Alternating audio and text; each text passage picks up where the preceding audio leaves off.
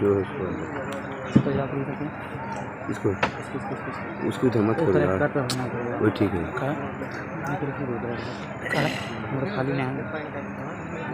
मुझे बहुत खरा है तो छोड़, नीचे से अच्छा था, नीचे से करो।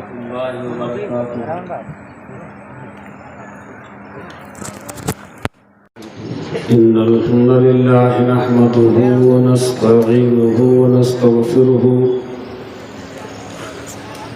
ونعوذ بالله من شرور أنفسنا ومن سيئات أعمالنا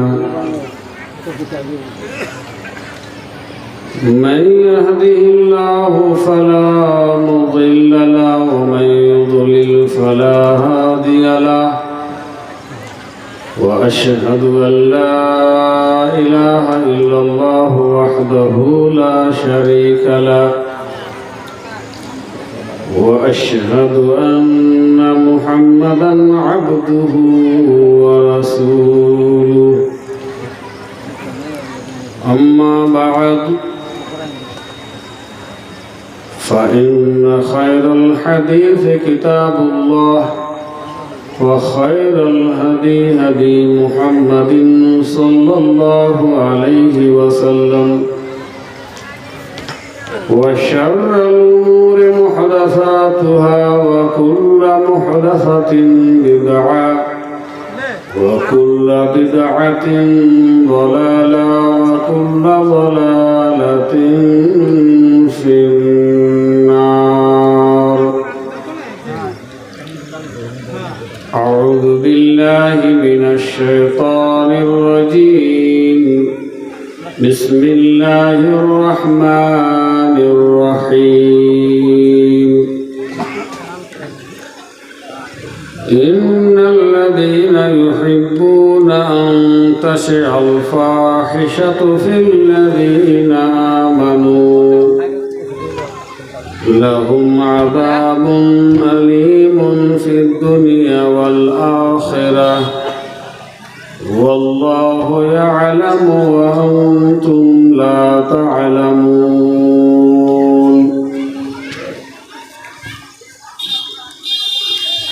وقد جاء في الحديث قال النبي صلى الله عليه وسلم يا معشر الشباب من استطاع منكم الباء فليتزوج فإنه أغض للبصر وأحسن للفرج.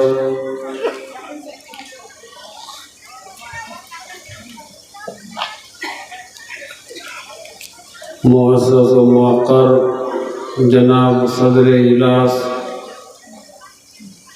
व नाज़िम जलसा, स्टेज पर जलवा अफरोज़ उलमाए किराम, सामने बैठे हुए बुजुर्गों, दोस्तों, नौजवानों और पर्दानशी इस्लामी माए बहनें, अल्लाह रब्बुल आलमीन का बहुत बड़ा इनाम और एहसान है कि आप लोगों ने अपनी आरज़ू और तमन्ना करके दीनी महफिल, दीनी प्रोग्राम आज 21 मार्च 2022 एक छोटी सी बस्ती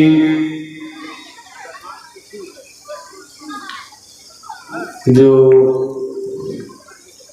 गांव नुमा है मुनाकिद किए हैं।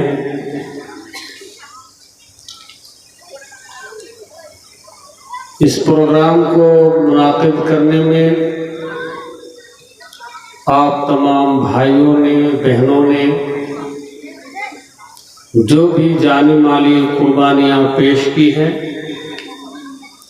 अल्लाह रब्बुल आलमीन से दुआ है कि अल्लाह ताला आपकी इस कुर्बानी को कबूल फरमाए और आपकी दावत पर कुर्ब जवार से जितने भी भाई बरादर और माँ बहनें पहुँची हुई हैं, अल्लाह रब्बुल आलमीन उन सब की शिरकत को कबूल फरमाए और खुतबाए किराम उलमाए इज़ाम ने अपने अपने उसलूब व अंदाज में कुरान और हदीस के पैगामात आपके सामने पेश किए हैं, उससे आप लोग इस्तिफादा कर सके, इसकी तौफीक अता फरमा। हज़रात गिरामी,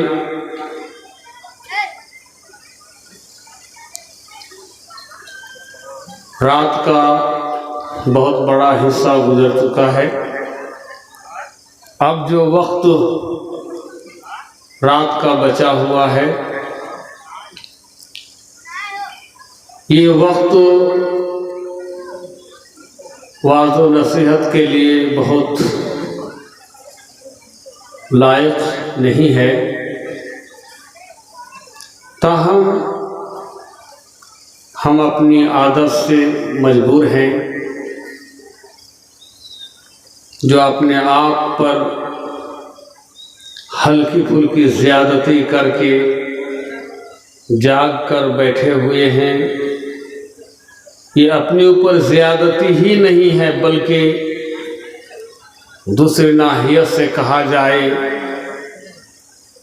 कि कुरान और हदीस से हमारी एक मोहब्बत का जज्बा भी है कि हम नींद को भी कुर्बान करके कुरान हदीस की बातें सुन रहे हैं। उलमा फतवा देते हैं कि कितने बजे तक प्रोग्राम होना चाहिए,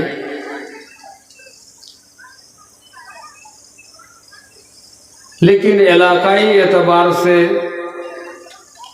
सब अपनी मजबूरी पेश करते हैं और इस तरह से प्रोग्राम हो रहा है। आपकी शिरकत भी हो रही है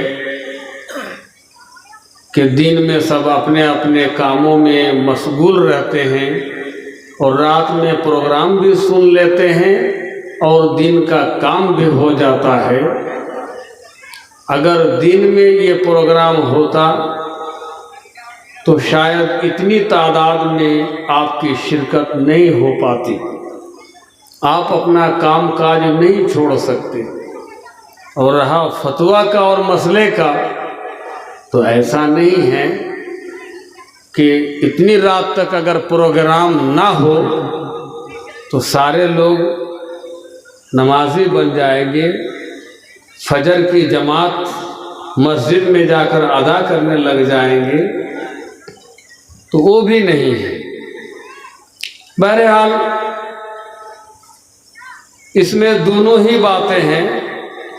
अगर आराम की हमसे कुर्बानी हो रही है कि हम आराम ना करके दीन ईमान की बातें सुन लेते हैं, कुरान और हदीस की बातें सुनने के लिए हम दिलजमी के साथ बैठे रहते हैं और सुनते हैं, तो माशाअल्लाह ये भी आप लोगों की एक बहुत बड़ी कुर्बानी है, नेक जज्बा है।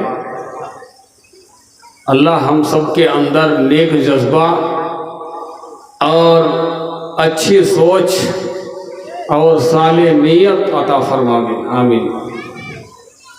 देखिए, मुआशरा, समाज, सोसाइटी, अभी मुआशरती बिगाड़ से मुतालिक कितनी देर से बातें हो रही थी, लेकिन आखिर में मुझे कुछ सुनने को मिला। शेख मोहतरम अनवर नदवी साहब बहुत कुछ आप लोगों को बता रहे थे, मैं उसी से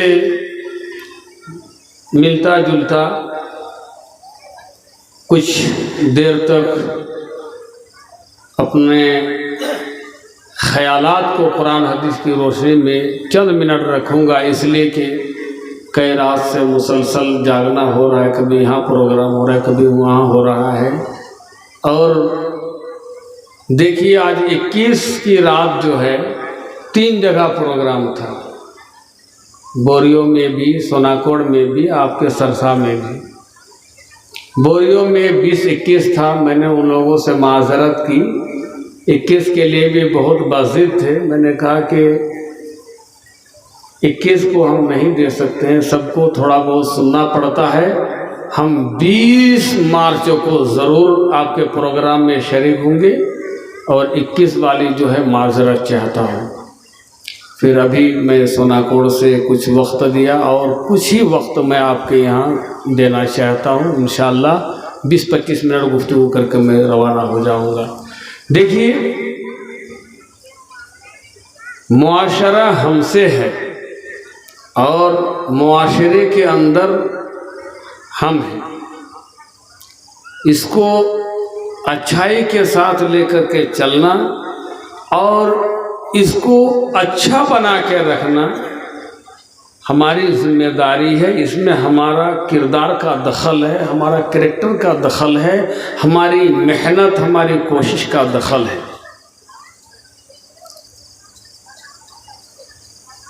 बड़ी अफसोस के साथ कहना पड़ता है कि बहुत सी ऐसी बातें अल्लाह रब्बुल आलमीन ने मुनाफिकीन, मुशरिकीन और कुफ़ार के ताल्लुक़ से अल्लाह रब्बुल आलमीन ने फरमाया है, और आज वो बात हम मुसलमानों में सादिक आती है, फिट होती है। बात तो रब ने मुनाफिकीन के ताल्लुक़ से कही है और आज फिट हम मुसलमानों पर हो रही है।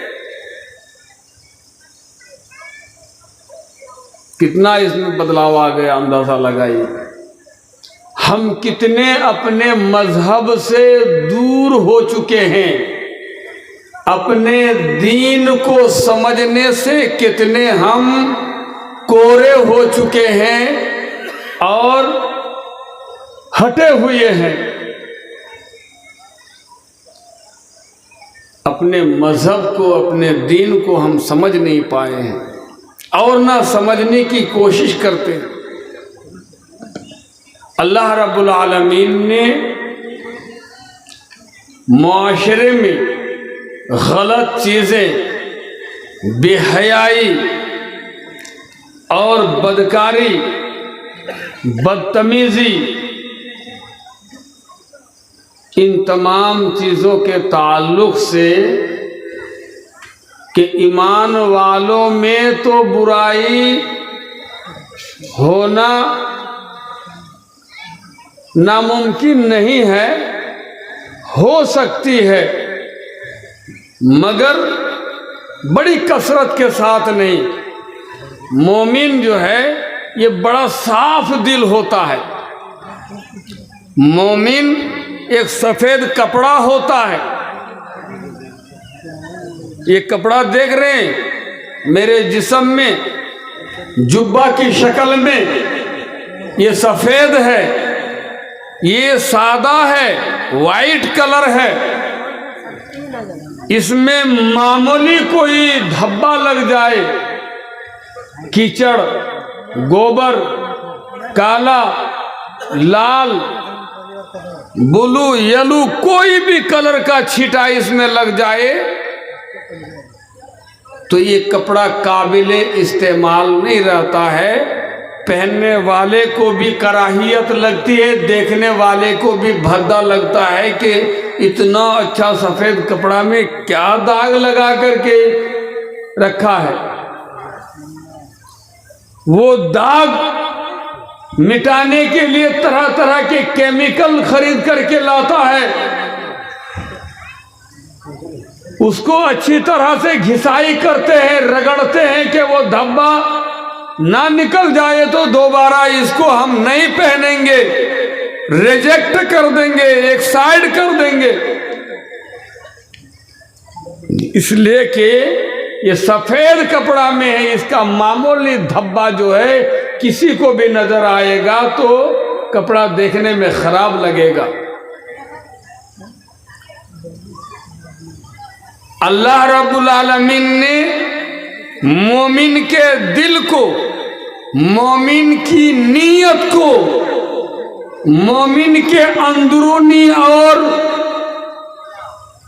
खारिजी हिस्सा को सफेद कपड़ा से भी ज्यादा सादा रखा है, बनाया है। इससे भी ज्यादा मोमिन को साफ रहना चाहिए। मोमिन के अंदर भी दाग धब्बे लग जाता है तो वो मोमिन बदनाम हो जाता है, गिरी नजर से देखा जाता है, उनके ताल्लुक से बहुत तरह की बातें उड़ाई जाती है। क्यों? मोमिन को जेब नहीं देता है कि उसके अंदर किसी तरह का धब्बा लग जाए। अरे मोमिनो, तुम अपने से धब्बे क्यों लगाओगे? अगर मुनाफिकीन और मुशरिकीन अगर तुम्हारे ताल्लुक से धब्बे की बात करेंगे तो अल्लाह रब्बुल आलमीन उनके लिए भी दर्दनाक अजाब की धमकी देता है, दुनिया में भी और आखिरत में भी। मोमिन खुद से धब्बा न लगाए, लेकिन कोई अगर उसके ऊपर तोहमत लगाता है, कोई बदनाम करने की कोशिश करता है तो रब का जलाल जोश में आता है, रब का गुस्सा जोश में आता है और इतनी रहमत का मालिक भी अपनी नाराजगी का मुजाहरा करता है। मेरा रब अल्लाह है, वो बड़ा मेहरबान है, वो रहमान है, वो रहीम है, वो गफूर है, वो गफ्फार है, बेपनाह मगफरत करने वाला है, बहुत ज्यादा रहम करने वाला है। लेकिन ईमान वालों को अगर कोई बदनाम करता है, ईमान वालों पर कोई बोहतान तराशी करता है तो अल्लाह रब्बुल आलमीन उसको भी बहुत जबरदस्त डांट पिलाता है। सूरह नूर की आयत नंबर 19 आपके सामने तलावत हुई है। रब्बुल जलाल फरमाता है, इन्नल्लज़ीना युहिब्बूना अन तशअल फाहिशा,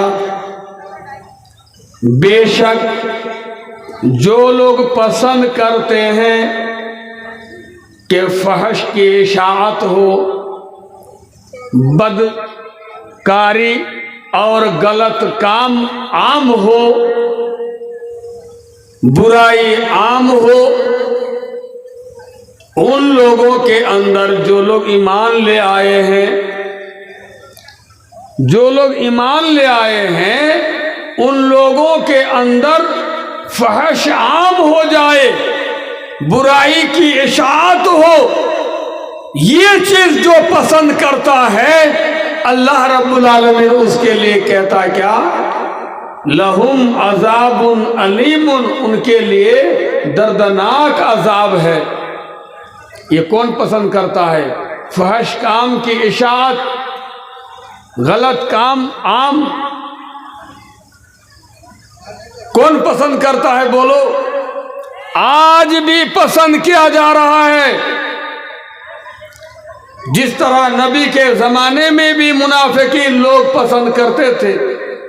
हजरत आयशा रजी अल्लाह ताला अन्हो के बारे में इस तरह की गलत बात आम करने की कोशिश की गई थी कि आयशा से ऐसा हुआ है, ऐसा हुआ है। और आज ईमान वालों में बुराई कैसे आम हो, गलत चीज कैसे आम हो, इसके लिए भी बहुत तरह तरह की वो कोशिशें करते हैं। हिजाब का मसला लेकर के अभी बता रहे थे शेख साहब कि अगर मुसलमान औरतें हिजाब में रहेंगे, पर्दे में रहेंगे तो उनसे ज़्यादा गलत काम होने का इम्कान नहीं है, लिहाजा उनको बेपर्दगी के साथ निकालने पर मजबूर किया जाए। बुर्का में, निकाब में, हिजाब में, चादर में छुप करके वो मार्केट में नहीं आ सकती है, हॉस्पिटल में नहीं आ सकती है, स्कूल में नहीं आ सकती है, कॉलेज में नहीं आ सकती है। हमारी लड़कियां, हमारी बेटियां, हमारी बहनें जिस तरह अपनी रानों को खोल करके आती हैं, दोपट्टा रखे बगैर आती हैं, सर पे कपड़े रखे बगैर आती हैं, उसी तरह मुसलमानों की बेटियां भी आए, उनकी भी बहनें आए कि उनका सर नंगा रहे, उनके सीने पर दोपट्टा ना रहे, उनके जिस्म पर निकाब ना रहे। ये चीज वो पसंद कर रहे हैं। उन लोगों के लिए भी दर्दनाक अजाब है, चाहे वो काफिर क्यों ना हो, मुश्रिक क्यों ना हो, मुनाफिक क्यों ना हो, उनके लिए दर्दनाक अजाब है। मगर अफसोस होता है उस वक़्त जब यही चीज हमारे मुसलमान भाई खुद पसंद कर लेते हैं कि नहीं, हमारी औरत पर्दे के साथ नहीं जाएगी, हमारी बीवी निकाब नहीं लगाएगी, हमारी माँ बुर्का नहीं पहनेगी। ये एक मुसलमान जब पसंद कर लेता है तो उसके लिए कितना बड़ा दर्दनाक अजाब हो सकता है, अंदाजा लगाओ। ये चीज जब गैर अगर पसंद करना चाहते हैं तो उसके लिए तो दर्दनाक अजाब है ही, लेकिन हम खुद अगर ये चीज पसंद करने लग जाए तो कितना बड़ा अजाब हो सकता है, अंदाजा लगाओ। आज हम निकाब का एहतमाम नहीं करते हैं, बुर्का का एहतमाम नहीं करते हैं, जैसे तैसे कपड़े पहन करके हमारी माएँ, हमारी बहनें, हमारी बेटियां बसों में बैठ जाएं, ट्रेन में सफर कर लें, और शादी ब्याह का जब मामला आ जाए तो फिर क्या कहना। अभी शादी का सीजन चल रहा है, हमारे जवान भाई रात भर डांस करने के लिए, नाचने के लिए अपनी जवान बीवी को शादी के घर में छोड़ देता है। कसम खुदा की, अभी हाल ही में प्रोग्राम करके रात में आ रहा था, एक गांव से गुजर हुआ है, उस गांव में डीजे जोर जोर से बज रही है, औरतें नाच रही है, इधर उधर मटका रही है, चहल पहल कर रही है, और नौजवान लड़के भी साइडों में खड़े होकर के अड्डाबाजी कर रहे हैं, पहरादारी कर रहे हैं। पता नहीं किसी वक्त का या मौका का इंतजार कर रहा है या अपनी निगरानी में उसको नचवा रहा है, क्या उनका मकसद है अल्लाह बेहतर जाने। मगर मैं उनसे कहना चाहता हूं, जो रोड में खड़ा है उसकी बीवी नहीं नाच रही होगी, उसकी बहन नहीं नाच रही होगी, उसकी बेटी नहीं नाच रही होगी, वो नाचने वाली वो होगी जिसका शौहर अपने घर में सो रहा होगा, और अड्डाबाजी करने वाला कोई गैर महरम दूसरा आदमी होगा। ये बदकारी और फहश काम, गलत काम का मौका, चांस, इम्कान कौन दे रहा है बोलो? हम खुद दे रहे हैं। डीजे बजने लग जाए, डांस हो जाए, डीजे अच्छे लोग बजाते हैं बोलो, उन गानों के जोश में नाचने वाली जो भी हमारी बहनें हैं, क्या वो शरीफ हो सकती है, अच्छी कहलाएगी, समाज में लोग उसकी तारीफ करेंगे? और जब नहीं करेंगे तो उस काम में हम अपनी औरत को छूट क्यों दे रहे हैं? उस रात में हम अपनी औरत को क्यों अपने बिस्तर से अलग कर रखे हैं और अपनी दयूसियत में मजीद इजाफा करते हैं कि मासूम छोटे छोटे बच्चे को लेकर के आप खुद सो रहे हैं और उनको उस काम के लिए आजाद छोड़ दिए। तब अंदाजा लगाइए, क्या कुफार व मुशरिकीन या मुनाफिकीन गलत काम ईमान वालों के दरमियान आम होने की चाहत रखते हैं, पसंद करते हैं, या ये काम हम खुद करना पसंद कर रहे हैं? हम मुसलमान खुद इस चीज को पसंद कर रहे हैं। यानी शैतान का अब हमें जरूरत नहीं है, शैतान का काम हम खुद कर लेते हैं। एक साहब बता रहे थे ना, किसी किताब में शायद ये वाकया पढ़ा है, मैं हदीस का हवाला नहीं दे रहा हूं, कि एक दरख्त में देखा कि एक शैतान इसी तरह सफेद जुब्बा में टोपी लगा करके, रुमाल लगा करके बैठा हुआ है। तो किसी ने उसको देखा तो पूछा, हजरत आप कौन है? कहा आप मुझे नहीं जानते? कहा नहीं, मैं तो आपको नहीं जानता हूं, लेकिन देखने में तो आप बहुत शरीफ लगते हैं, बुजुर्ग लगते हैं, अच्छे लगते हैं, अल्लाह वाले लगते हैं। कहा हाँ बाबू, मैं शरीफ हूं, मैं अच्छा हूं, तुम देख रहे हो, लेकिन हजरत आपका नाम क्या है? जरा अपना नाम तो बता दीजिए। कहा कि मैं इबलीस हूं, मैं शैतान हूं। कहा अच्छा, आप इबलीस हैं, आप शैतान हैं? शैतान तो ऐसा नहीं होना चाहिए, हमने जैसा कि सुना है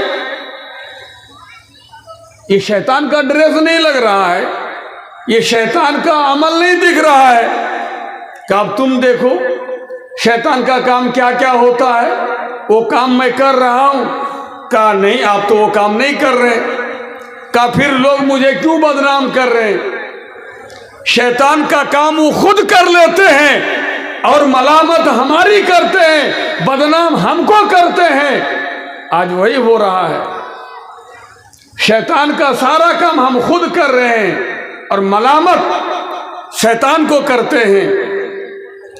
कुफार और मुशरिकीन हमारे दरमियान बेहयाई, बदकारी, फहाशी, उरियानियत कम चाह रहे हैं और हम ज्यादा करवा रहे हैं।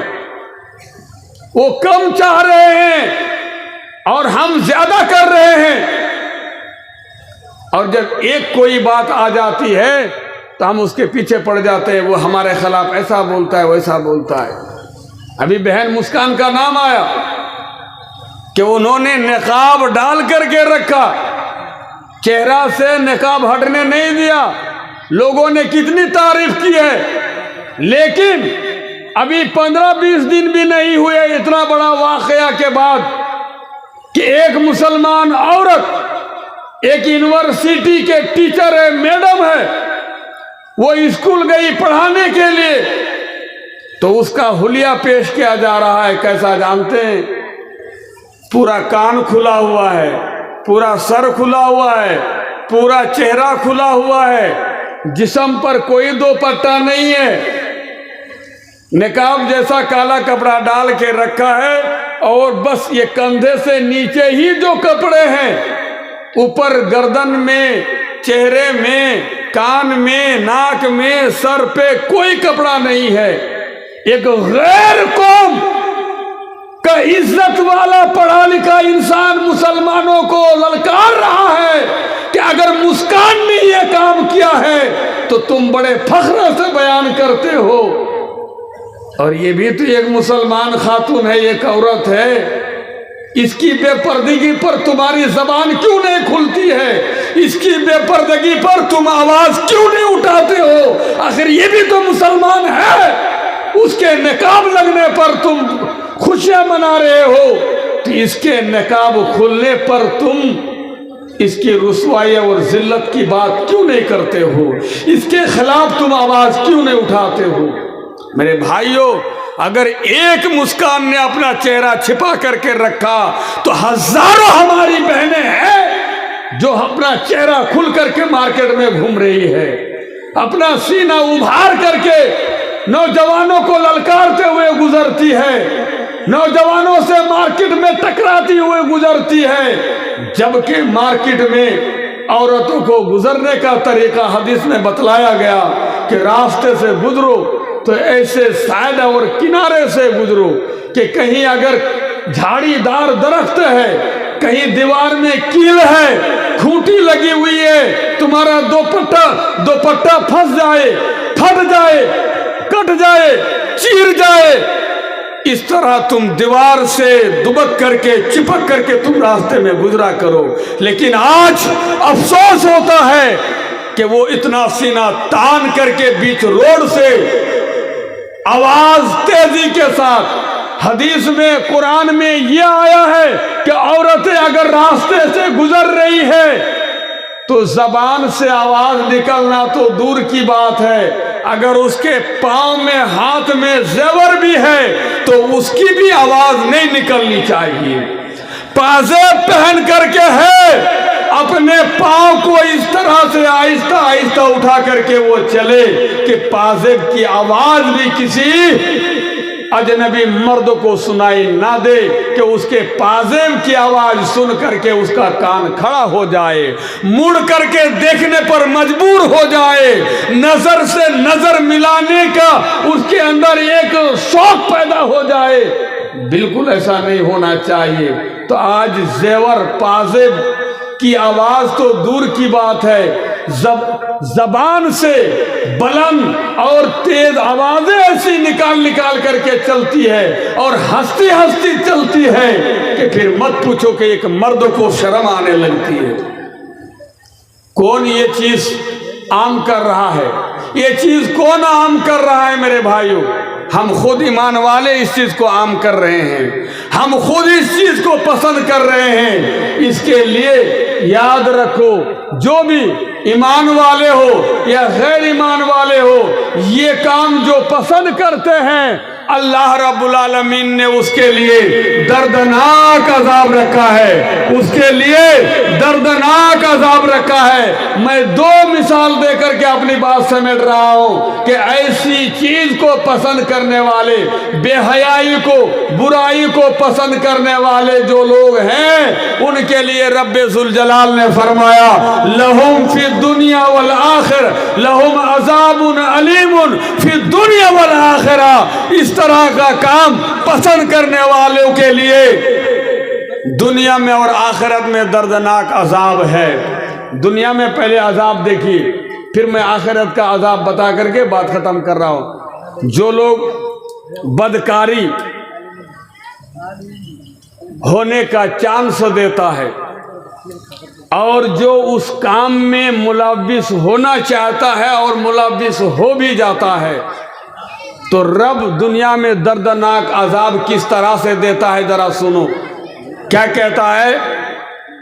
अगर शादीशुदा मर्द औरत हो,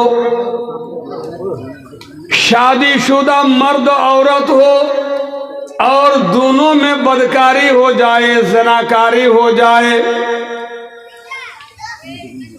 शादीशुदा ज़नाकारी बदकारी शादीशुदा मर्द औरत से हो जाए तो अल्लाह रब्बुल आलमीन दुनिया में उसको अजाब सुना रहा है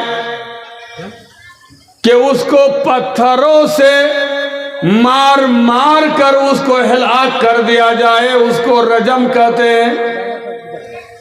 पत्थरों से उसको इतना मारो, पूरे जिस्म को लहूलुहान करो, छल्ली छल्ली कर दो कि पूरा जिस्म जो है तकलीफ महसूस करे। देखिए, मारने का हुक्म दिया जा रहा है, शादीशुदा है और ज़नाकारी कर लेता है, बदकारी कर लेता है, तो उसको मार के ख़त्म कर दो। ख़त्म करने का हुक्म है, तो ख़त्म करने के लिए तो इतना कह देना काफ़ी था कि छुरी चाकू लेकर के ज़िबा कर दो, मर्डर कर दो उसको। लेकिन मारने का हुक्म दिया जा रहा है कि खत्म करो मार के, लेकिन ये नहीं कहता है कि छुरी चाकू से उसको ज़िबा करो, ये नहीं कहता है कि पेट में चाकू भोंक दो। क्या कहता है? पत्थरों से मारो उसको, कि कोई पत्थर उसके सिर पर लगे, कोई पत्थर नाक पे लगे, कोई पत्थर हाथों में लगे, कोई पत्थर पीठ में लगे। इस तरह उसके जिस्म में इतने पत्थर लगे, इतने पत्थर लगे कि पूरा जिस्म उसको छल्ली छल्ली हो जाए और तकलीफ महसूस करे। यानी एक मर्द औरत बदकारी के वक़्त, ज़िनाकारी के वक़्त पूरे आधा उसका लुत्फ महसूस कर रहे थे, लज्जत महसूस कर रहे थे। हाँ, अगर होठ होठ मिला रहे थे तो लज्जत महसूस हो रही थी, हाथ से पकड़ रहे थे तो लज्जत महसूस कर रहे थे, उसके ऊपर अगर चढ़े हुए रहते हैं तो लज्जत महसूस हो रही थी। गर्ज के पूरा जिस्म को लज्जत महसूस होती है बदकारी के वक़्त। तो अगर छुरी से मार दोगे तो पूरा जिस्म तकलीफ महसूस नहीं करेगा, पत्थरों से मारो उसको तो पूरे जिस्म को तकलीफ महसूस होगी। जिस तरह पूरा जिस्म उसका लज्जत महसूस कर रहा था, पूरा जिस्म उस तरह तकलीफ महसूस करेगा। ये है उसके लिए दुनिया में दर्दनाक अज़ाब, और आखिरत में दर्दनाक अज़ाब इस तरह से है कि एक हदीस में आया है कि मेराज के मौके पर अल्लाह के नबी सल्लल्लाहु अलैहि वसल्लम ने जन्नत में निगाह डाली, जन्नतियों को देखा, जहन्नम में निगाह डाली, जहन्नमियों को देखा, लेकिन उसमें एक जहन्नमी को ऐसा भी देखा अल्लाह के नबी ने कि एक जहन्नमी है, उसके सामने में खाने के 2 बर्तन रखे हुए हैं, 2 दीग रखी हुई है, 2 हंडिया रखी हुई है, दोनों में खाना है। एक खाना से खुशबू आ रही है और दूसरे बर्तन से बदबू आ रही है। एक बर्तन से बदबू आ रही है और दूसरे से खुशबू आ रही है। वो बंदा खुशबू वाला खाने के लिए दौड़ दौड़ के जाना चाहता है, भाग भाग के जाना चाहता है, और बार बार उसको खींच करके उस खाने की तरफ लाया जाता है जिस बर्तन से बदबू आ रही थी। अल्लाह के नबी सल्लल्लाहु अलैहि वसल्लम को ये बात समझ में नहीं आई। कहा ये आदमी भूखा है, इसको खाने की जरूरत है, खुशबूदार खाना मौजूद है, बंदा खाने के लिए जा रहा है, खाने वाला दूसरा नजर नहीं आ रहा है, इसको क्यों रोका जा रहा है? ये सड़ा गला खाना की तरफ क्यों पकड़ के लाया जा रहा है? अल्लाह के नबी सल्लल्लाहु अलैहि वसल्लम को बतलाया जा रहा है, ऐ अल्लाह के रसूल, इस बंदा को इसलिए सड़ा हुआ खाना खिलाया जा रहा है, इसको पाकीज़ा खाना, खुशबू वाला खाना पसंद नहीं था। दुनिया में इसकी बीवी हलाल थी, पाकीज़ा थी, खुशबू वाली थी। अपनी बीवी से सेक्स करना, अपनी बीवी से अपनी ख्वाहिश पूरा करना, अपनी बीवी से लुत्फ अंदोज होना, ये इसको पसंद नहीं लग रहा था। ये नाजायज पड़ोस की औरत से हरामकारी करना, बदकारी करना, ज़िनाकारी करना इसको ज्यादा पसंद था। इसलिए वो गलत काम था, गंदा काम था, और गंदा काम को इसने दुनिया में पसंद किया था। इसलिए आज इसको गंदा खाना, बदबू वाला खाना इसको खिलाया जा रहा है। अगर ये सिर्फ अपनी बीवी पर कनात कर लेता, अपनी बीवी के अलावा किसी दूसरी औरत से अपनी सेक्स नहीं करता, अपनी ख्वाहिश पूरी नहीं करता, तो आज इसको दुनिया यहाँ भी खुशबू वाला खाना मिलता। लेकिन इसने गंदा काम किया है, इसलिए ये गंदा खाना इसको नसीब हो रहा है। तो ये आखिरत में उसके लिए एक तरह से दर्दनाक अजाब है। ये तो खाने पीने के ताल्लुक से एक झलक है, फिर जहन्नम का जो अजाब होगा वो तो बात ही एक अलग है। मेरे भाइयों, दोस्तों, अजीजों, माफ कीजिएगा, आज माशरे में बदकारी अगर हो रही है तो कहाँ हो रही मालूम है? एक जलसा में मैंने बड़ा खुल के बोला था इस बारे में कि लोग अपने छोटे छोटे कुंवारे लड़के बच्चियों को शादी इसलिए कराते हैं कि इससे ज़ना का इर्तिकाब ना हो जाए। बच्चा 15 साल का हो गया, 18 साल का हो रहा है, जवान हो गया, जल्दी शादी करा दो, नहीं तो किसी औरत के चक्कर में, लड़की के चक्कर में पड़ जाएगा, इससे बदकारी होगी, फिर जो है हम भी बदनाम हो जाएंगे और समाज भी बदनाम होगा, गांव भी बदनाम होगा। हाँ, तो ये सब काम से बचने के लिए लोग छोटे ही में जैसे ही बुलूगत के दहलीज को पहुंचते हैं, अपने बच्चे बच्चियों की शादी की फिक्र करने लगते हैं। तो आज कुंवारा लड़का कुंवारी लड़की से बदकारी का इम्कान नजर नहीं आ रहा है। आज तो बदकारी ज़िनाकारी उन बड़ों में है जो शादीशुदा है, जो कई बच्चे के माँ बाप हैं।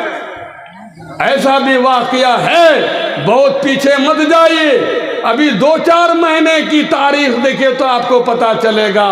ऐसी भी औरत है जो अपने 4-5 बच्चे को छोड़ करके 4-5 बच्चे के बाप से भाग गई है, अपना शौहर भी छोड़ दिया, अपने 3-4 बच्चों को भी छोड़ दिया।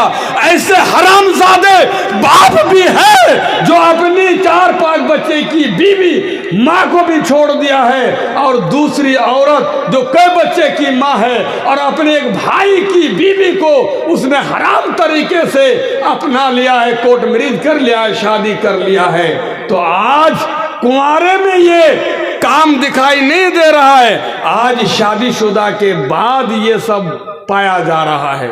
मेरे भाइयों, शादी का फायदा क्या हुआ? मेरे नबी ने क्या फरमाया? शादी किस लिए करो? या माशरा शबाब, ऐ नौजवानों की जमात, तुम्हारे अंदर 2 चीजों की ताकत है तो शादी करने में देर मत करो।